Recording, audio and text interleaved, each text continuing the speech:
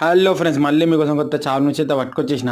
ఇవాళ రేపట్ల రైతులు బాగుపడాలంటే గ్యాస్ కట్ ఒకటి, మన బంగారు తీగ, ఈ రెండు మెయిన్.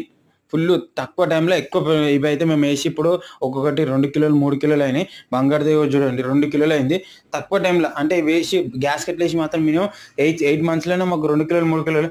బంగారు తీగ మాత్రం వేసి 10 to 12 months అంటే 1 year పట్టింది. కానీ కిలోన్నర 2 కిలోలు అయింది.